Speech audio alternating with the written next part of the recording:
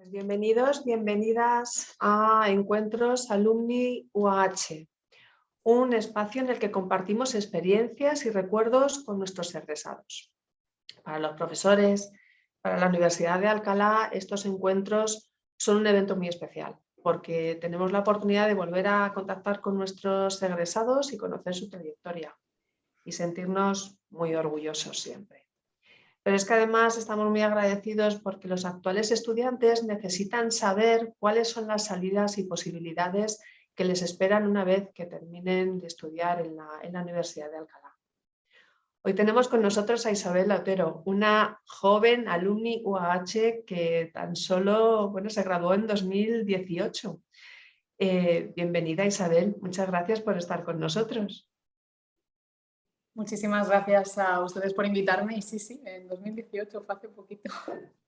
Hace nada, aunque ha pasado mucho desde 2018, hace nada, tenemos mucho que contar y nos vas a contar muchas cosas desde 2018. Ciertamente. Y nuestra anfitriona, la casa que nos recibe hoy es la Facultad de Filosofía y Letras y en su nombre Mercedes Díez, vicedecana de Estudiantes y Relaciones Institucionales. Muchas gracias, Mercedes, por acogernos en tu facultad. Gracias a vosotros por esta actividad. La verdad es que creo que hacéis una labor extraordinaria para que nuestros estudiantes vean pues, lo que pueden llegar a ser y además en muy poquito tiempo, como le ha pasado a Isabel Otero. Isabel, evidentemente, es una alumna brillante, fue una alumna brillante y bueno, pues se ha demostrado ahora mismo en el tipo de trabajo que está desempeñando. Pero yo creo que este tipo de encuentros puede ayudar a ver nuevas vías de empleo a estudiantes nuestros que a lo mejor ni siquiera se habían planteado hacer este tipo de cosas, ¿no? Entonces, en nombre de Silvia Gumiel, que es la decana de la facultad, que no ha podido estar, yo le doy la bienvenida a Isabel Otero a nuestra facultad, aunque sea virtualmente, y es su casa, evidentemente vuelve a su casa. Y simplemente le cederé la palabra ahora a Julio Cañero, que va a ser, bueno, es vicerrector de Relaciones Internacionales y es además profesor también de nuestro departamento, con lo cual pues probablemente conoce a Isabel Otero como yo la conozco, como alumna y como uno de nuestros representantes de la facultad y de uno de nuestros grados de Lenguas Modernas y Traducción, como una alumna brillante. Aparte de darle la bienvenida y desearle lo mejor en su profesión, no tengo realmente nada más que decir. Le paso la palabra al doctor Julio Cañero para que le entreviste a Isabel y le haga las preguntas que él considere pertinentes. Yo a lo mejor también cuelo algunas preguntas conforme vaya hablando Isabel de cosas que a lo mejor puedan resultar interesantes. Así que cierro mi micrófono también para no interrumpir el sonido de la examen. Y muchas gracias por venir, Isabel. Pues muchísimas gracias, vicerrectora, vicedecana. Muchísimas gracias a todo el equipo del vicerrectorado y sobre todo muchísimas gracias al equipo técnico que también nos ayuda a que podamos encontrarnos con nuestros estudiantes, con nuestros egresados, en este caso, con nuestros egresados que en muy poco tiempo, como habéis dicho, pues han logrado llegar y ocupar unos puestos de responsabilidad que sirven de ejemplo para otros estudiantes. Y quisiera dar las gracias, por supuesto, a Isabel por haber aceptado de forma tan amable el que hoy nos podamos ver y escuchar su experiencia, que puede servir de ejemplo a otros estudiantes, como decía, de la Universidad de Alcalá. Yo tuve la suerte de ser profesor de Isabel hace ya unos cuantos años. Y desde el primer momento descubrí que tenían una de las personas, uno de los estudiantes más brillantes, sin desmerecer al resto, que todos ellos son muy brillantes, pero uno de los más brillantes o de los más destacados a los que nunca había dado clase. Es más, cuando me pidió que fuera su director de trabajo de fin de grado, accedí sin pensarlo porque sabía que iba a tener un resultado muy bueno en su calificación. Y de hecho así fue, obtuvo una matrícula de honor, fue la primera matrícula de honor de un estudiante mío en un trabajo fin de grado. Y no es porque tenga malos trabajos o malos estudiantes, sino porque soy muy exigente y casi nunca presento a estudiantes a la evaluación de trabajo o a lo que a conseguir la matrícula de honor. En el caso de Isabel no tuve ninguna duda, no solo por las notas que tiene, sino también pues, por el carácter de la persona. Hoy vamos a hablar un poco de la vida de Isabel, de lo que hace, en qué trabaja, a qué se dedica, pero yo me gustaría comenzar esta charla, porque creo que la protagonista es ella y no yo, me gustaría comenzar esta charla preguntándole que por qué ella decidió estudiar lenguas modernas y traducción, qué es lo que le llevó a decidirse en un momento dado en su vida a elegir una profesión como es la de traducción, aunque luego no lo ha ejercido realmente, pero sí que esa base formativa decidió que fuera, en su paso por la universidad, en lenguas modernas y traducción. Bueno, pues muchísimas gracias primero por la introducción y así como un modo anecdótico que siempre lo cuento, pero es verdad que para mí usted fue el primer profesor que vio este lado más político o de relaciones internacionales en mí y como que lo explotó, que me acuerdo que eran las elecciones de Estados Unidos en aquel momento y yo estaba muy interesada siempre que nos hablaba en clase y siempre le daba un poco ahí la tabarra después de clase de y esto, y usted siempre me formó, me daba libros, me explicaba, entonces siempre digo que usted fue una de las primeras personas que vio de verdad ese potencial y lo explotó y la verdad es que lo agradezco un montón, muchas gracias.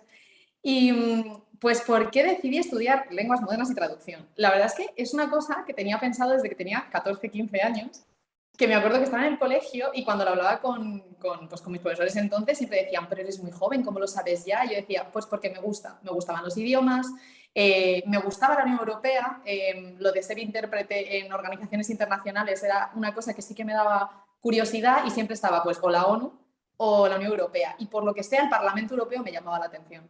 Entonces, pues simplemente lo quise estudiar y lo luché hasta que, bueno, vi además Alcalá no estaba, me acuerdo que no estaba en mi radar, íbamos a aula y tal, pero nunca nos hablaban de Alcalá muy, porque claro, yo era siempre traducción e interpretación. Y me acuerdo que en aquel entonces la parte de interpretación de Alcalá no se hablaba mucho, se sabía que eran asignaturas que estaban al final de la carrera, pero no se hablaba de ello. Y cuando ya vi el programa, lo miré tal, pues lo puse de primera opción. Y dije, me gusta. Así que lo decidí por eso, porque me parecía que era una carrera versátil, era una carrera que costaba bastante, y además creo que es una carrera en la que nunca se deja de estudiar realmente. Y eso me gusta, porque no te estancas, siempre estás en constante cambio y movimiento y la verdad es que lo elegí primeramente por eso. Y del catálogo de asignaturas, que todas son muy importantes, del estudio, ¿cuál es el que más te llamó, cuáles son las que más te llamaron la atención? ¿Cuáles crees tú que fueron seminales a la hora de decidirte por tu futuro profesional? Pues por aquel entonces me gustaba muchísimo literatura, que además era una asignatura que nos daba el profesor Daniel Candel, que era el estudio de la literatura y el análisis de la literatura, que también luego tuvimos a Maya en traducción, y esa parte me gustaba mucho, porque nos hacía pensar. Entonces me acuerdo de cuando vi el catálogo de asignaturas, esta me llamó mucho la atención. Interpretación, por supuesto, la tenía siempre ahí arriba porque yo quería ser intérprete más que traductora. Y esas me gustaron mucho. Luego también cultura y civilizaciones, también era una asignatura que me llamó mucho la atención. Pero en general es que era la carrera entera, es que yo era un poco friki, me encantaba la carrera entera. ¿Y tenías desde el principio seguro a lo que te querías dedicar? Porque, bueno, a veces sabemos cómo está el mercado de la traducción y de la interpretación. ¿Tú tenías muy claro que querías dedicarte a ese ámbito o luego pensaste que era mejor dedicarte más a la parte política? ¿Cómo surgió este aspecto? Pues es una buena pregunta, porque sí que es verdad que tuve dudas sobre qué parte me gustaría más de interpretación. Por ejemplo, a mí me gusta muchísimo el arte. Y durante un momento me acuerdo que pensé, bueno, si estudio a lo mejor incluso simultáneamente historia del arte y traducción, a lo mejor podría llegar a trabajar en museos o en...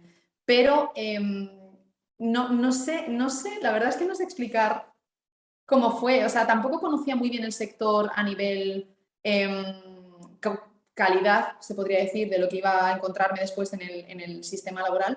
Pero sí que es verdad que sabía que quería estudiar algo que me motivara, que me apasionara. Es algo que siempre hago. Cuando hago algo me tiene que gustar. Y si no me gusta, no. Entonces, traducción me gustaba, sabía que tenía muchas puertas y también sabía que era bastante versátil en el sentido de que si a lo mejor me gustaba mucho la traducción internacional e institucional, podía compaginarla con, por ejemplo, interpretación legal. Entonces, era algo que decía, bueno, puedo tocar varias ramas, incluso especializarme en otro punto, pues en otra un poco más diversa. Entonces eso sí que me llamó mucho la atención. ¿Y pensabas desde un primer momento en que te ibas a volcar en el ámbito internacional o esto te ha ido llegando según se ha ido desarrollando tu carrera profesional? No, yo lo sabía. Sabía que iba a ser internacional. Eso sí que lo sabía. De hecho, mi madre siempre me dice, la pobre, cuando ya me fui definitivamente de España, me decía, llevo como 10 años sabiendo qué va a pasar, pero hasta que no pasa, no me lo creo. Y yo sí, la verdad es que era bastante pesada con eso. Sabía que quería ser internacional. Me gustaba mucho. Pero, aunque luego preguntaremos y retomaremos el tema de Bruselas y de cómo llegas a Bruselas, pero ¿pensabas en un ámbito específico o te centraste en la Unión Europea porque te sentías atraído por este ente político? La verdad es que la Unión Europea me atraía políticamente. Me atraía políticamente porque creo que en los sistemas democráticos que tenemos, sobre todo en la Unión Europea, es un ente que nosotros siempre decimos sui generis, ¿no? Es muy único. Primero porque obviamente es lo que se dice siempre, pero es verdad, trajo la paz a Europa. Países que hace 80 años estaban en guerra y que no se podía apenas cruzar sus fronteras, de repente estaban hermanados, tenían unas políticas comunes, unas tomas de decisiones comunes. Y me llamaba mucho la atención, que eso es algo que no me decepcionó cuando llegué, me llamaba mucho la atención el talante y el cómo se dialogaba en el propio Parlamento.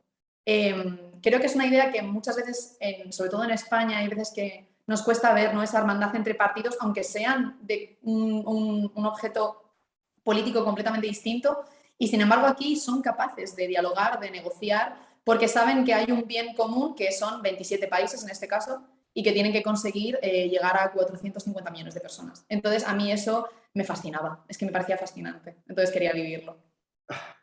Bueno, yo creo que de la influencia de las explicaciones que hicimos en clase sobre Estados Unidos, a lo mejor también influyeron. Es verdad. Es verdad. Muy bien.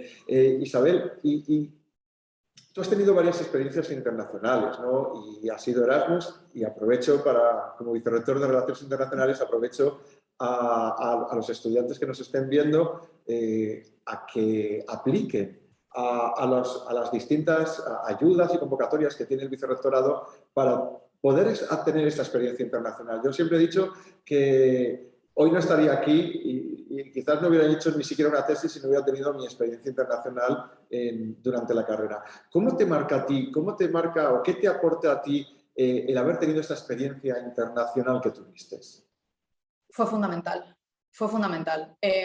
Uno, porque me dio de verdad la base a saber que de verdad me gustaba lo internacional, porque creo que desde la comodidad de Madrid o de Alcalá, con tus amigos españoles y algún Erasmus que a lo mejor viene, bueno, sí, salís a comer, tal, pero no es lo mismo eso a trabajar con gente que tiene otra cultura, otras maneras de ver el trabajo, otras maneras de ver la vida y saber que vas a poder con ello.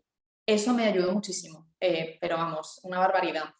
Luego también, en mi caso yo creo que, y además me uno al llamamiento de que por favor se haga Erasmus, porque yo entiendo que es un esfuerzo bastante grande a nivel económico, que es un esfuerzo a nivel también del área de confort, estás saliendo muy joven a un país que no es el tuyo o con una cultura distinta. Pero, por ejemplo, sí que es verdad que al final, como vas a otros centros, otras instituciones que tienen un programa completamente distinto al tuyo, también te permite tener esta flexibilidad. Y, por ejemplo, las primeras asignaturas que yo tuve de interpretación institucional legal y también se me permitió hacer de la rama completamente política. De hecho, hice American Crisis, estudiamos todos los presidentes de Estados Unidos, fue allí. Y eso fue una oportunidad que se me dio porque obviamente hay esa flexibilidad entre universidades de, bueno, si vais a cubrir cosas que aquí se cubrirían y va a ayudar al alumno a desarrollar su idioma, en nuestro caso que era muy importante, y su conocimiento, pues le dejamos hacerlo. Entonces, 100%, o sea, es que fue decisivo. Sin ello no sé si hubiera seguido así. Entonces, ¿tú crees que te ha enriquecido como persona? No solo como profesional, pero también como persona, esa experiencia internacional.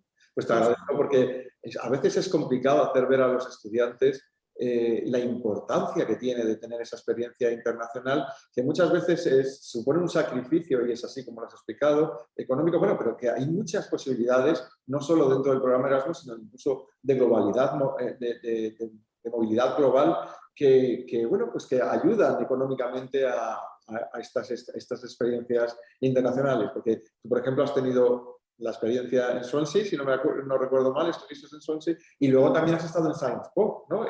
Sí. Haciendo un máster. Para quien no lo sepa, Sciences Po es la escuela de política que forma a los políticos franceses, que muchos de ellos acabarán luego en la Unión Europea. Así que esa experiencia, que lo diga una persona como tú con esa formación internacional, me parece muy importante y muy relevante. Pero claro, tú eres egresada no solo de la Facultad de Filosofía y Letras, a la que todos nos debemos, yo mismo también, pero también de nuestra universidad.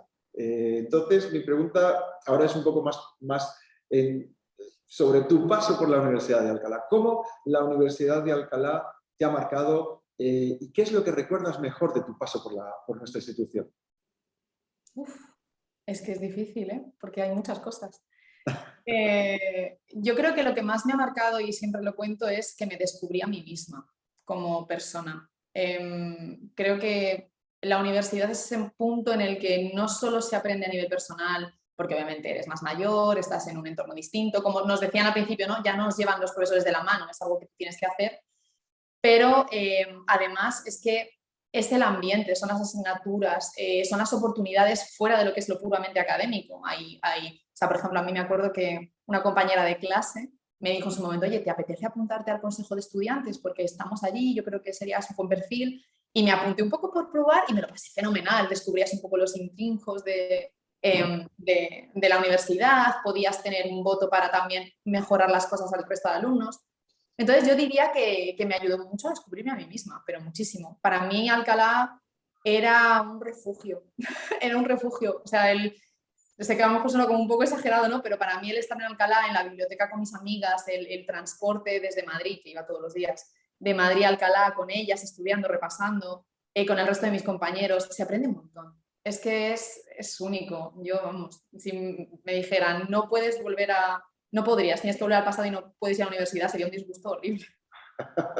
Y además la Universidad de Alcalá, que es una universidad que, como tú sabes, tiene vocación internacional. Vuelvo a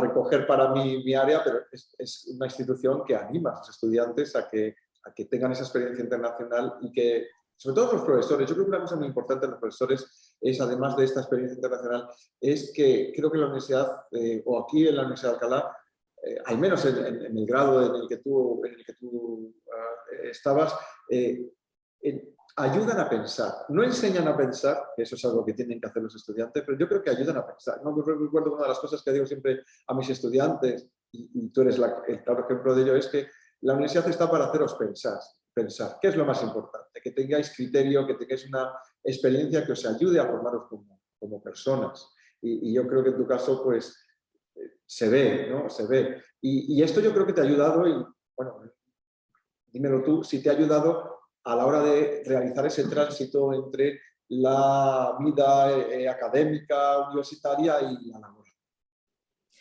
Sí, sí, porque además yo creo que también la universidad te enseña un poco el modelo jerárquico que luego te encuentras en cualquier empresa. Es un modelo un poco de aprendizaje, respeto, pero también el cumplir. O sea, tú no puedes llegar a una empresa y decir, bueno, yo es que en la universidad estudiaba por mi cuenta, entonces aquí lo voy a hacer igual. No, tienes unos compañeros, no son tus profesores, pero son tus superiores, te dan guías, tienes que seguir cierta estrategia. Todas las empresas tienen un porqué y además tienen luego también una guía que tienes que seguir al dedillo. Entonces, creo que eso sí que se asemeja bastante bien y te prepara muy bien para presentarte a esa parte del mundo laboral. Yo creo que, honestamente, en ese sentido, en España tenemos un buen sistema. La manera en la que nos dirigimos a los profesores, en la que se ven las jerarquías, el cómo se estructura el trabajo, yo creo que eso sí que te prepara bien para luego presentarte ante una jerarquía laboral. Mira, hace una pregunta Mercedes Díez que es muy pertinente y además que nos dice qué capacidades crees que has adquirido, ¿no? En tu grado, en el grado de nuestra introducción, que te han servido para luego realizar tu trabajo. Pues esto es interesante porque es una cosa que me dijo mi jefe, además, cara al público, el hablar en público. Todo el mundo me dice que no se me nota. Yo me pongo muy nerviosa, pero lo que pasa es que no se me nota. Entonces es como que esto típico de que te entra calor y tal, pero... y tengo bastante facilidad para hablar con gente en otros idiomas, y para hacer presentaciones públicas, aunque sean de grandes públicos. Y esto yo lo atribuyo 100% a la carrera, porque yo me acuerdo que, bueno, entre algunos ejercicios que hacíamos había grabaciones que nos grababan y teníamos que hacer un speech de otro compañero o sobre un tema en concreto en inglés, porque claro, nuestra carrera fue toda en inglés, en español y en alemán. Y al final, quieras que no, el entrenamiento de ponerte ante tu clase, hablar en alemán o hablar en inglés de un tema que no controlas, pues te va entrenando. Entonces, durante los años de universidad tú sudas más, te pones más nerviosa, pero luego es verdad que cuando llegas al mundo laboral se sorprenden y sí que dicen, oh, pues a lo mejor en este servicio pegarías bien porque cómo hablas, cómo te estresas. Entonces yo, vamos, una cosa que sí que sigo manteniendo de traducción es eso y el redactar en inglés. Eso sí, todo el mundo, uno de mis jefes que es británico, siempre me dice, madre mía, eres la correctora número 2, porque necesitamos a alguien que corrija textos y eso es de traducción, eso es cuando hacíamos proofreading, entonces, totalmente. Sí, no, ya te recuerdo como estudiante brillante, involucrada y que hacías unas presentaciones estupendas. Eso es cierto, de roleplay, que siempre yo había compañeros tuyos y compañeras tuyas que me decían, no, es que me pongo nervioso, digo, pero si vas a ser intérprete y traductora, esto lo vas a tener que manejar en el día. Oye, Isabel, ¿y cuál fue tu primer empleo? Yo creo que es importante que sepas o que expliques cuál fue tu primer empleo. Pues, a ver, mi primer empleo fue con 19, fue mientras estudiaba, porque, bueno, yo durante toda la carrera estudié y trabajé, entonces todos los fines de semana trabajaba en comercio. Y luego, de hecho, en Swansea también trabajé en el sector de la restauración. Mi primer empleo no remunerado, que fueron prácticas parte del currículum académico, fue en una agencia que se llamaba Translinguo, que era una agencia que estaba empezando, entonces estuve de traductora, de creadora de contenido, un poco así. Y luego lo que yo considero sí que más mi primer empleo real, como si dijéramos de esto, fue justo después que fui gerente de proyectos en Seprotec, que fueron unas prácticas remuneradas de todo un verano, pero era a tiempo completo, tenía que ir a la oficina, era más serio, como si dijéramos, era una estructura ya más empresarial. Y ahí sí que además lo conseguí a través, gracias a la UA, porque tenían el sistema de prácticas, obviamente, curriculares, y luego hay un sistema que no mucha gente conoce, que es el extracurricular. Y me acuerdo que vi una publicación un día en la biblioteca y ponía, se está buscando a 3 personas en esta empresa, yo postulé, me hicieron una entrevista y me cogieron. Así que yo creo que ese es el que considero mi primer empleo más de mi formación. Y hoy sí que me gustaría que explicaras un poco qué es lo que haces, a qué te dedicas. Vale, pues a ver, yo ahora soy asistente de políticas en la Secretaría General de la Comisión Europea, entonces todo lo que hago se relaciona con toda la parte de performance, del budget europeo. Entonces, todo lo que tenga que ver con la rendición de cuentas, el cómo se utilizan los presupuestos, para qué se utilizan los programas, toda la descripción de lo que, por ejemplo, hace cada DG. O sea, la comisión está compuesta como de DGs que son como los ministerios. Vamos a hacer un poco el símil. Entonces, si, por ejemplo, una DG está gastando o destinando X dinero del presupuesto a unos programas como puede ser de cohesión, como puede ser de desarrollo, el plan de recuperación, por ejemplo, que es muy famoso, pues nosotros nos encargamos de hacer que eso llegue a través de un informe al Tribunal de Cuentas. El Tribunal de Cuentas lo analiza y luego lo que hace el Tribunal de Cuentas es ir al Parlamento Europeo y ahí se hacen unas vistas con los comisarios para que justifiquen en qué se gasta el dinero. Entonces, se podría decir que trabajo un poco en presupuesto y transparencia del presupuesto europeo. ¿Y estás contenta? Sí, estoy contenta. Llevo ya 2 años. Es que parece que no, pero empecé de becaria y me quedé. Tuve la suerte, vamos a llamarlo suerte, de que éramos la tanda de becarios pandémicos. Entonces, eran 5 meses oficiales de beca, pero como tuvimos que estar encerrados en casa y no fue, porque fue de marzo de 2020 a julio, nos extendieron 5 meses más. Entonces, estuve un año en completo y claro, ya cuando llevas un año allí, es que ya te conviertes en uno más. Entonces, me contrataron. Y ahí sigo. Así que bueno, estoy contenta porque es mi equipo, es que ya es como de toda la vida. Entonces, sí. ¿Cómo llegaste ahí? ¿Cómo llegaste a ser becaria? Porque eso sí puede ser interesante también para los estudiantes, claro. Esto es un poco largo y un poco raro, la verdad. Pues, a ver, yo hice el máster después de Alcalá, nada más terminar Alcalá, trabajé en este sitio de SS Protec y lo dejé en septiembre para irme a hacer el máster. Llegué a Salamanca y ahí ya me empezaron a hablar de que había posibilidades de prácticas Blue Book. Claro, yo en esa época quería ser intérprete, yo seguía con eso. Además, es que me acuerdo que fue una profesora de la carrera que me dijo, Isa, si quieres ser intérprete en instituciones, porque había sido también su sueño, entonces ella me guiaba un poco, me decía, no te hagas un máster de interpretación o de traducción, porque te van a educar muy bien, como si dijéramos, en cómo hacerlo, pero no en la materia, y allí necesitas conocer la materia. Entonces, métete en uno de estudios europeos. Entonces, vi el de Salamanca. Y la verdad es que muy amables porque me cogieron y aunque no tenían nada de background, en nada relacionado con derecho ni relaciones, nada, pero bueno, me cogieron.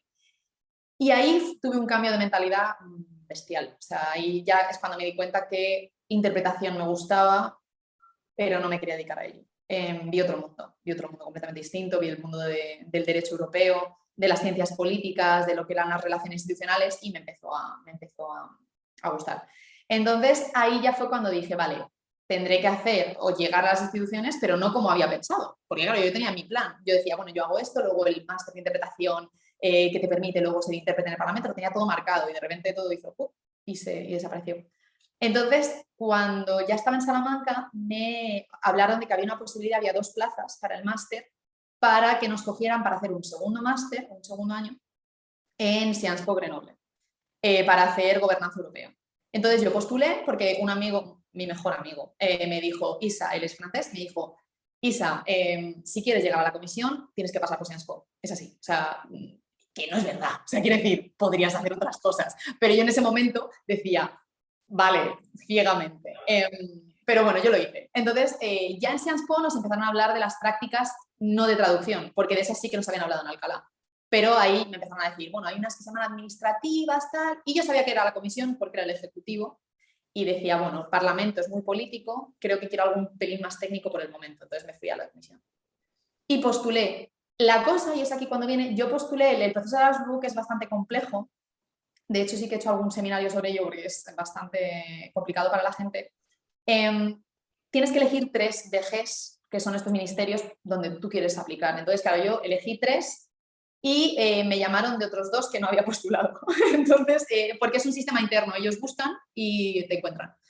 Entonces, pues acabé por accidente 100% donde estoy. Me llamó el que es mi jefe ahora y me dijo, mira, estamos buscando perfiles, tal, además fue a punto yo pensaba que no me iban a coger, o sea, y me llamaron de DigiReform, de la Secretaría General, que es donde estoy, y luego sí que me llamaron de una de mis opciones, pero después, entonces ya no. Y me explicaron, me dijeron, mira, ¿conoces el presupuesto europeo? Y le dije, bueno, sí, he trabajado con ello, tal, me explicaron un poco y les dije, y esto sí que servirá porque a mí me daba mucha angustia durante el máster y la carrera, les dije, tonta de mí, yo no soy economista, yo no tengo el perfil, y me dijeron, no, si lo que nos gusta es que eres generalista. Y es que te adaptas a todo. Y eso sí que es algo que buscan mucho en las instituciones. Entonces hay muchísima gente, muchísimos compañeros de trabajo que son intérpretes y que están haciendo cosas de economía, de política social, de muchísimas cosas, porque no se cierran. Entonces, pues dije que sí, ya está hoy.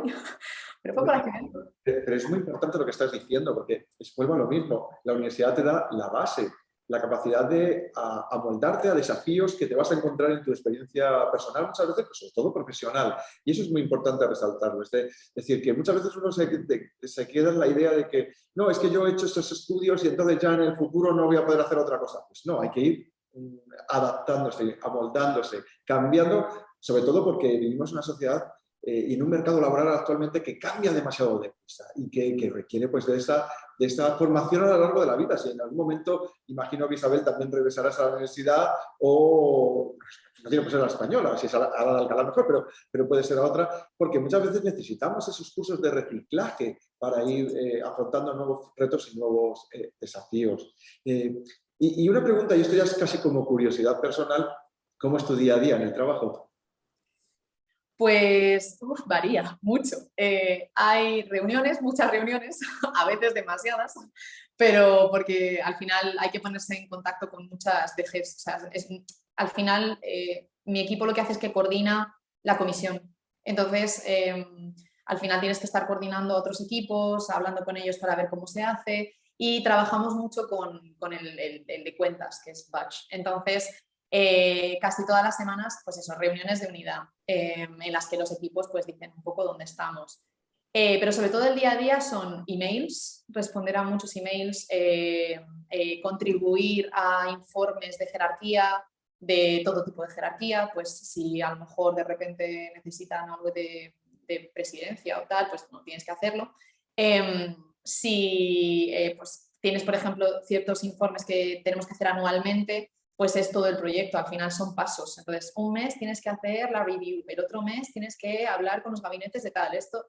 Entonces, se va haciendo. Es un poco, la verdad es que es cíclico. Entonces, todos los años hay que hacer lo mismo, pero se modifica, porque pues, la situación política es distinta, entonces hay que tener eso en cuenta. La situación de las cuentas puede ser distinta, entonces un año de repente, pues el año pasado, por ejemplo, no teníamos un plan de recuperación y ahora sí, pues es así. Entonces, hay un reciclaje constante. Y es eso, mi día a día es recibir emails, hacer informes, hablar con compañeros y reunirme. Sí. ¿Cómo ha afectado a tu forma de concebir el concepto de Unión Europea? ¿Cómo te ha afectado tu paso por la Comisión? Pues lo ha reforzado. Y eso sí que es algo que tenía pánico, porque me daba miedo haber tenido esto en un pedestal durante tanto tiempo y llegar aquí y decir, ¿qué es esto? Para nada, al contrario. Pues me ha ayudado a entender que la Unión Europea tiene sentido de verdad y que sin ella lo tenemos difícil. Ya no solo a nivel económico, como es obvio, sino que también a nivel de apertura, a nivel cultural. Es que es fascinante. O sea, el llegar a un equipo en la que yo soy la única española y eso, o sea, tengo como una jerarquía, pero mis tres jefes, uno austríaco, otro alemán y el otro británico con nacionalidad belga. Es como que, y tus compañeros, uno belga, la otra de Lituania, la otra. Entonces es fascinante, porque te das cuenta de que de verdad tenemos metas comunes. No es algo que se diga en prensa o en un tratado por decir algo, sino que tenemos una fortaleza común que es intentar mejorar todos nuestros países y que sin la Unión Europea, por suerte o por desgracia, no somos nada, porque si no seríamos pequeños entes que en un mundo globalizado no pintan. Entonces, me ha reforzado mucho la visión de que tenemos que trabajar por ella y para mejorarla y para mantenerla, y sobre todo a nivel estatal, que eso, bueno, ya vendrá. ¿Y esta misma visión la comparten tus compañeros de trabajo o ellos tienen otra visión? Porque, bueno, supongo que tú en un momento dado trabajaste con británicos que de repente dijeron bye bye, nos marchamos. ¿Cómo se marcharon? Por eso también. ¿Cómo se marcharon ellos? Y sobre todo, pero me interesa más los que se quedaron, lógicamente. ¿Existe ese compromiso europeísta o tú crees que es una entelequia? No sé. ¿Cómo lo ves tú?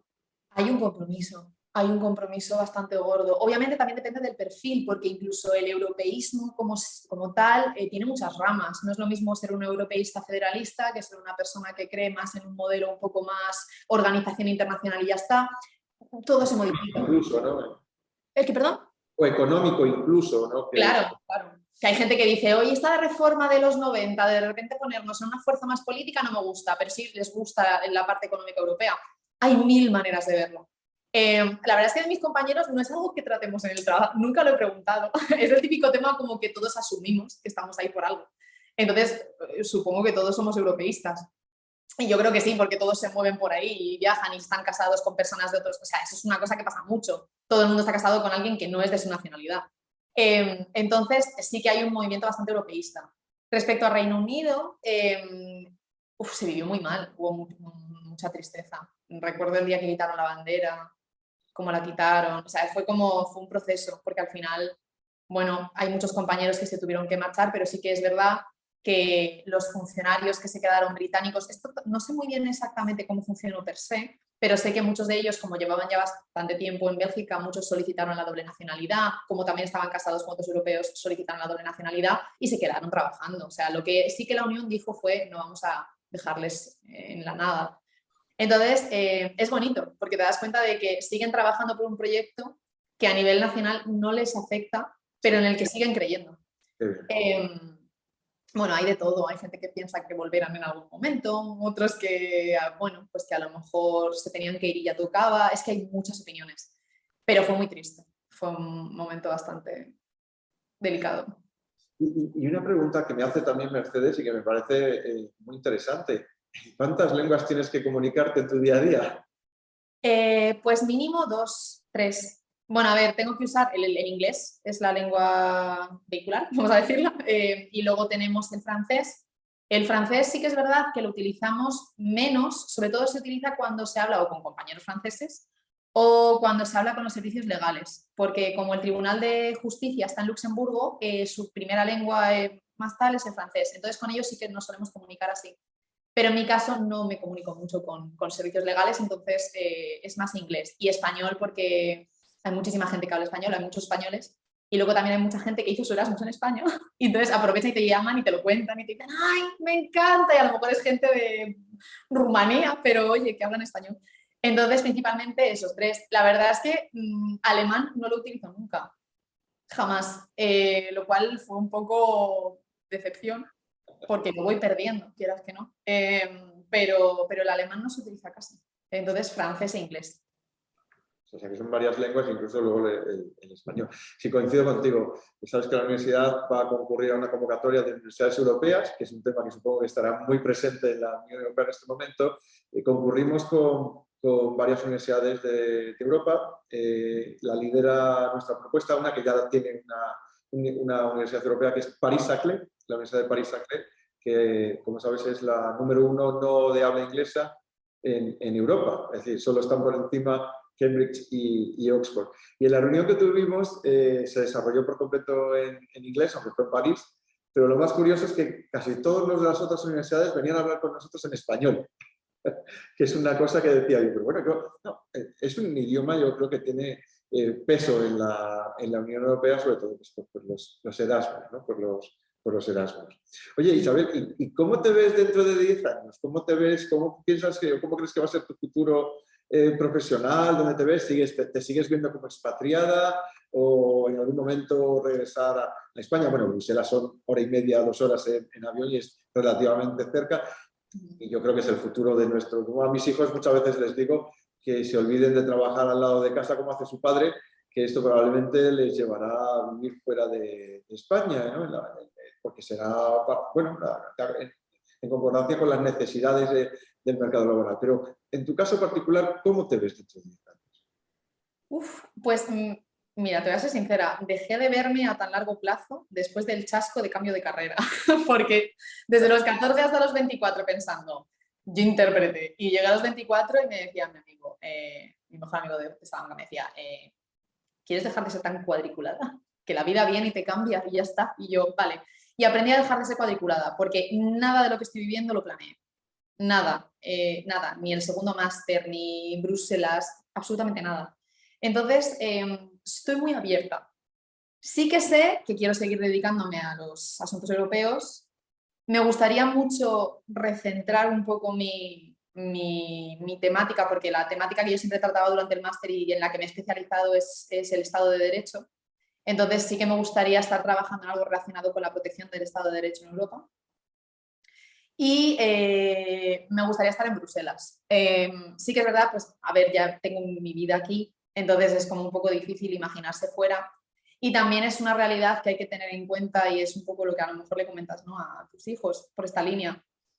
En España no existen cosas de estudios europeos. No hay, sí, a lo mejor hay 2 consultorías que se dedican a algo similar, pero es muy difícil entrar porque son chiquititas, están en Madrid, bueno, es complicado. Entonces, me veo en Bruselas por falta también de oportunidades en España, hay que ser honesta. Entonces, bueno, me da pena, echo de menos España de vez en cuando, pero en Bruselas soy feliz, o sea, me gusta mucho mi vida aquí. Entonces, aquí.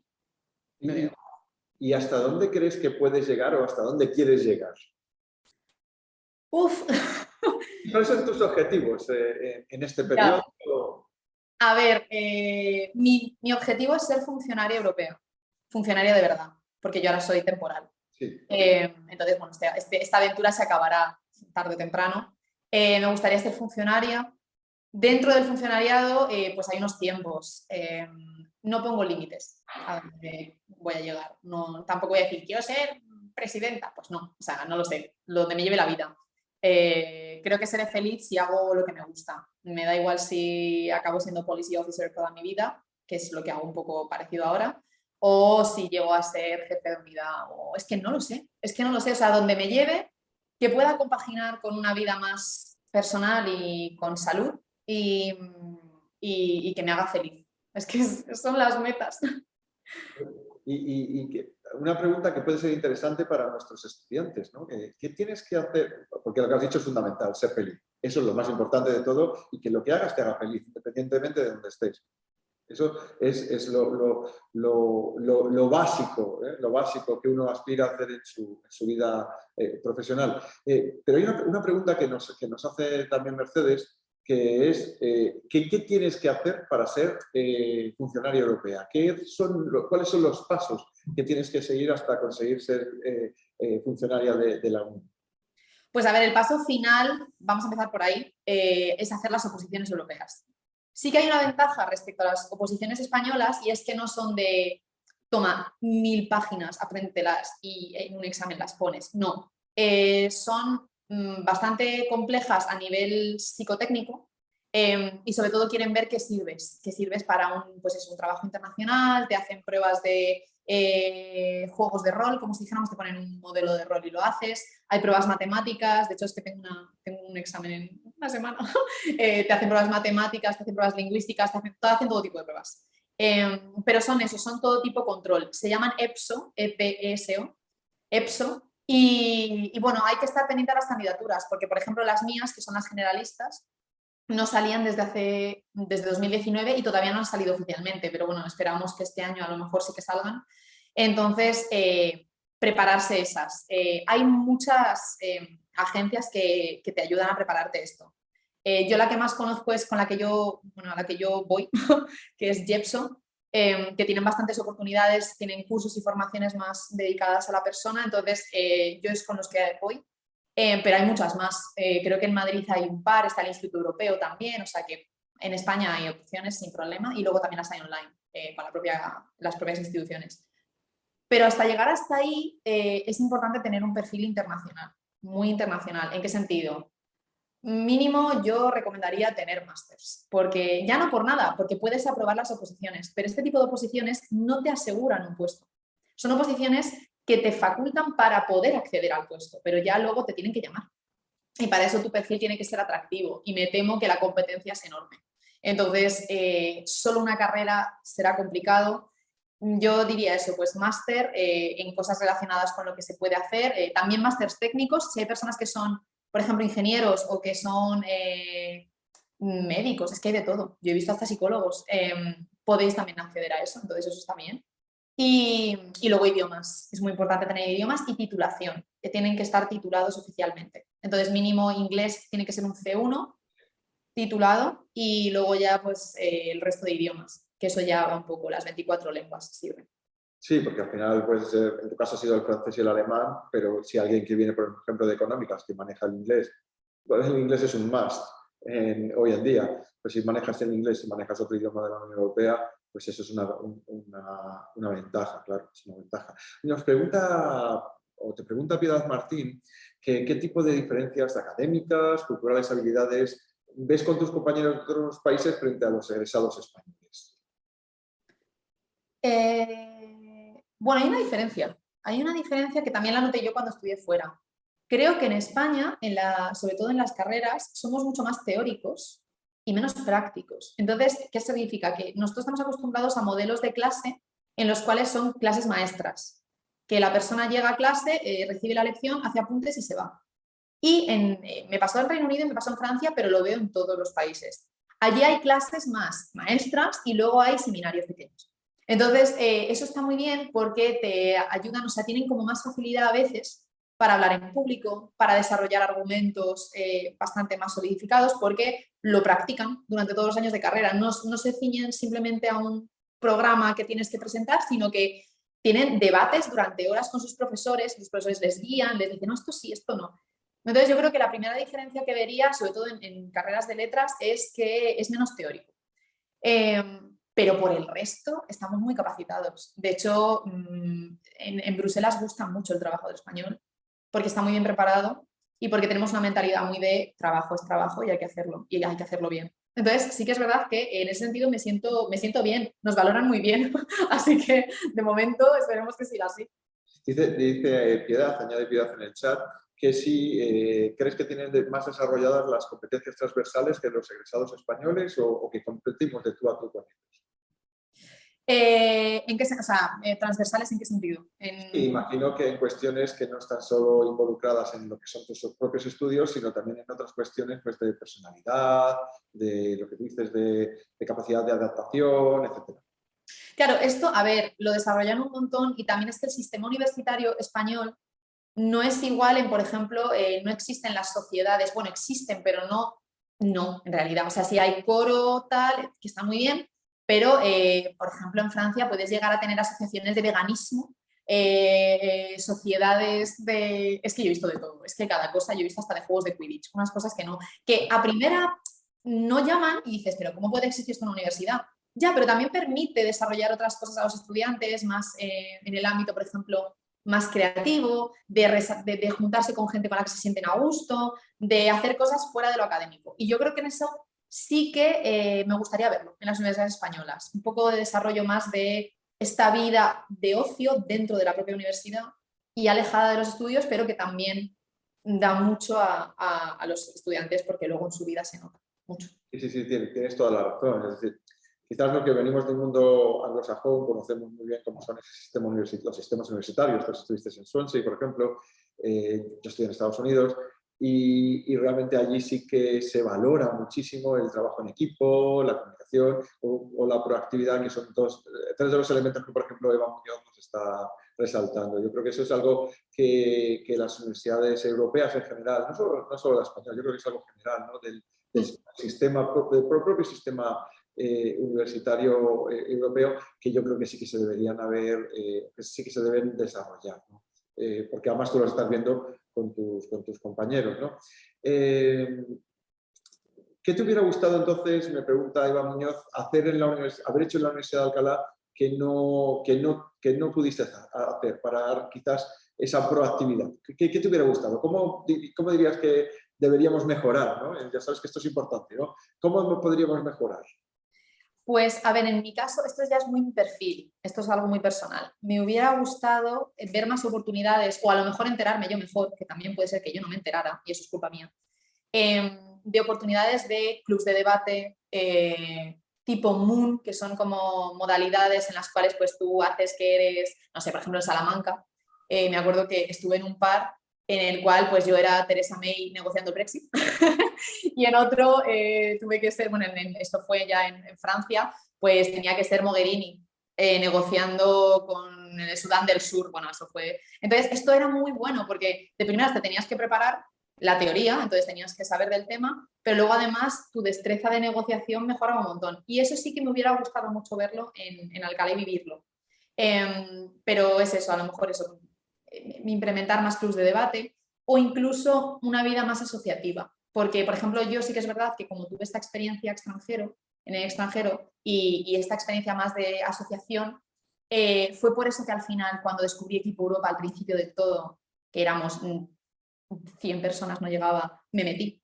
Porque sabía lo que era y sabía que me podía desarrollar mucho y gustar. Y efectivamente, o sea, ahora es uno de mis puntos más fuertes haber estado en Equipo Europa y lo disfruté y de la gente más cercana desde allí. Entonces yo mejoraría a lo mejor eso, una relación con más asociaciones juveniles desde la universidad, crear algún tipo de evento, algún tipo de algo con ellos y mejorar a lo mejor la comunicación de si existen clubes de debate o modelos de Naciones Unidas. Pues es curioso que digas esto porque desde el vicerrectorado de Eva Serra, sí que se está promocionando, por ejemplo, el club de debate, es una de las cosas, y este tipo de encuentros para que los estudiantes tengan la posibilidad de conocer mejor y más pues la experiencia de los egresados de Alcalá. Yo creo que se ayuda muchísimo, ¿eh? Es una de las cosas que más ayuda a mejorar mejorar y que no se quede todo dentro de lo que es el mundo académico, sino que se vea esa transversalidad que yo creo que requiere hoy el mundo laboral. Y creo que tenemos muy poquito tiempo. No sé si quizás para una pregunta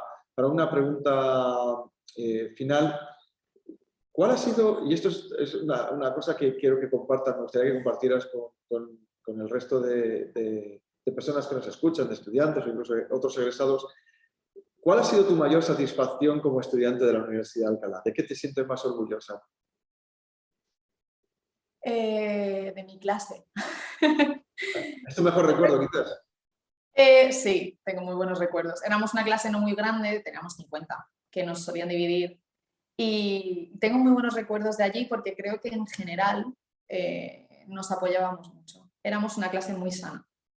No había toques de, ay, esta persona no, o sea, si alguien sacaba un sobresaliente, le animabas y decías, ¡oh, qué guay! O sea, era como que había muy, muy buen ambiente para desarrollarse. Muy buen ambiente. Yo creo que siempre decíamos que en nuestra clase, por las notas más altas, siempre éramos como personas que veníamos de un mundo muy competitivo, entonces nos entendíamos muy bien. y yo creo que el mejor recuerdo que me llevo es a la gente que he conocido, he aprendido mucho de ellos, muchísimo. Y a día de hoy sigo, porque nos seguimos en contacto y verles crecer es impresionante. Es impresionante. Entonces yo creo que mi clase es lo que mejor me llevo. Sí, yo recuerdo tu clase con mucho cariño porque además es que erais muy buenos. En general, siempre hay gente que destaca, ¿no? Pero en general eran muy buenos estudiantes y la verdad es que yo me sentí muy respaldado. Muchas veces cuando hablas de temas como los que a mí me gustan dar, que es cultura y política, hay gente que dice, bueno, ¿y por qué estamos estudiando esto? Pero en nuestro caso fuera todo lo contrario. Yo me sentí muy a gusto y creo que tiene que ver pues, precisamente por lo que estás diciendo, por la calidad humana que había en el grupo que habíais conformado. Y nada más, no sé si quieres añadir algo. Tenemos todavía 3 minutos. Pues no. Animar, ¿cómo animarías a los estudiantes a que comiencen una carrera internacional como la tuya? ¿Qué les dirías? Pues, les diría que no tengan miedo. Por Dios, es que esto es muy interesante y está muy importante, perdón. No tengan miedo porque impresiona muchísimo. Yo cuando veía estas cosas, siempre lo cuento, yo cuando veía la comisión y veía las instituciones decía, ¿quiénes son estos hombres de negro que a mí me van a venir? Y yo no soy una inútil. Y no, o sea, todos empezaron así y eso es una cosa que mi jefe me repetía mucho. Cuando me contrató me decía, todos empezamos en un lugar y te enseñaremos cómo aprendimos todos. Y es verdad, o sea, y te adoptan y te enseñan. Y además, un punto muy positivo que yo veo de las experiencias internacionales, que no las veo de las nacionales porque no es necesario, es que la gente se respalda mucho incluso sin conocerse. Bruselas es un lugar en el que yo cuando llegué, una persona con la que había trabajado en 2 cosas en Equipo Europa me ofreció su casa gratis un mes, sin conocerme de nada, y me dijo tal, y me ayudó, y ahora es como mi hermana. Pero claro, son oportunidades que no te esperas. Tú piensas que vas a ser como el mochilero que se va solo en las películas estas antiguas a Londres en la lluvia, y no, te respaldan un montón porque todo el mundo empezó desde abajo. Entonces, yo invitaría a que no tengan miedo. Que los nos ya llegarán, pero que no se los pongan ellos antes de empezar, porque si no es que no se llega a ningún lado. Entonces sí, ánimo y mucho ánimo y mucha fortaleza. Y que hablen con gente. Totalmente. Que no tengan miedo. Pues por mi parte nada más. Muchísimas gracias, Isabel. Y yo ya cedo la palabra a la vicerrectora para que, bueno, pues supongo que para que cierre esta entrevista. Te deseo lo mejor, Isabel, que sé que lo vas a conseguir. Y quisiera terminar animando a nuestros egresados y a nuestros estudiantes a seguir los pasos que tú te has marcado, porque yo creo que la Universidad de Alcalá forma a sus estudiantes para poder hacer este tipo de cosas. Así que muchísimas gracias y eres un orgullo para nuestra institución. Muchísimas gracias, Julio. Muchas gracias por la entrevista y el espacio. Muchas gracias. Muchísimas gracias. Veo que hay una pregunta que acaban de poner en el chat que vamos a aprovechar. Dicen, pregunta Ainhoa Galve Díaz si conoces las becas Schumann. Sí. Las becas Schumann son las becas del Parlamento Europeo. Entonces, el modelo, sí que es verdad que en esto no puedo ayudar mucho porque yo nunca postulé. Al final, o sea, fíjate, empecé pero nunca postulé al Parlamento. Entonces, son becas similares a las Blue Book, son 5 meses también, remuneración muy parecida. pero son para estar en los comités o en la parte un poco más política, no en un grupo político, pero en los comités, trabajando en el Parlamento. Creo que ya ha cerrado el plazo, porque empiezan ya en breve, y bueno, pero se postula 2 veces al año. Entonces, si quieren más información, en el propio Parlamento Europeo, si ponen beca Schuman saldrá. También ha habido un par de seminarios que no sé si están disponibles al público. En Equipo Europa hicieron un par de seminarios en la parte de la asociación, bueno, en la parte de Cataluña, hicieron un par de seminarios. Yo estuve en la Blue Book y mi amiga, la que digo que me acogió en su casa, hizo las de la Schuman. Entonces, yo sé que hay información, y si no, pues, bueno, escribidme si queréis. Tengo en LinkedIn Isabel Otero Barderas, me añadís, me escribís y pues miro a ver qué puedo encontrar o para pasarlo directamente. Y pues muchísimas gracias, ha sido un verdadero placer escucharos. Isabel, impresionante. Julio, muchísimas gracias por dirigir la entrevista. Mercedes, enhorabuena, qué estudiantes tenéis en la facultad. Sí, qué estudiantes, sí, sí. Bueno, ella también fue matrícula de honor en mi asignatura, tengo que decirlo. Y bueno, yo sobre todo, Isabel, así un poco para terminar, tu sonrisa dice que estás feliz. Entonces yo creo que esa meta de momento la estás consiguiendo. Estar feliz en lo que estás haciendo a pesar del esfuerzo, porque todo esto requiere esfuerzo, pero siempre que se hace con, bueno, pues con motivación y gustándole a uno lo que hace, pues puedes llegar muy lejos. Así que bueno, pues simplemente animarte para que sigas en esta línea, y a lo mejor te vemos de presidenta, ¿no?, de la Unión Europea en algún momento. De momento tenemos a von der Leyen, así que dejemos que haga su trabajo, que lo hace muy bien. Pero muchísimas gracias, Mercedes. Nada, venga, muchas gracias a ti por participar, y a Julio Yo suelo también. ir tomando notas y suele ser muy difícil tomar notas para hacer los titulares al final, es algo común porque sois tan especiales, pero tú es que has cubierto todo, porque es el estar preparado, porque tú con tus estudios te has preparado a fondo, pero además has sido proactiva, has tenido una vida asociativa y además nos ilustras sobre la importancia de esto, las habilidades blandas. Bueno, es que no sé por dónde empezar. He ido tomando notas. Yo creo que sacaríamos titulares de aquí a fin de curso con cada una de las frases que has dicho. Y es que todo ello es muy, muy importante. Es cierto que hay que participar en la universidad, que la universidad tenemos que aportar pues, estas posibilidades de hablar en público, de trabajar en equipo. Es cierto que lo hacemos, es cierto que no llegamos, tenemos que mejorar la comunicación. Y es cierto también concienciarnos de que hay que hacer algo más que aprobar. Entonces, tu testimonio en ese sentido pues nos es muy útil, porque todos los que nos escuchen se van a dar cuenta de lo que necesitamos de esto. Y con nuestro vicerrector de Relaciones Internacionales aquí, lo importante que es salir un poco más allá, cruzar los límites de Alcalá, cruzar los límites de España, llegar a Europa, llegar a cualquier sitio, que podemos. Que lo impresionante es que podemos. Otra de las frases que has dicho es que quieres ir donde me lleve la vida, pero es que ahí es donde vas a llegar y tienes que estar preparada para ello y en ello estás. Bueno, que no quiero entretener ya con más minutos, que muchísimas gracias a todos por participar. Gracias, Isabel, un placer escucharte. Muchísimas gracias. Muchas gracias.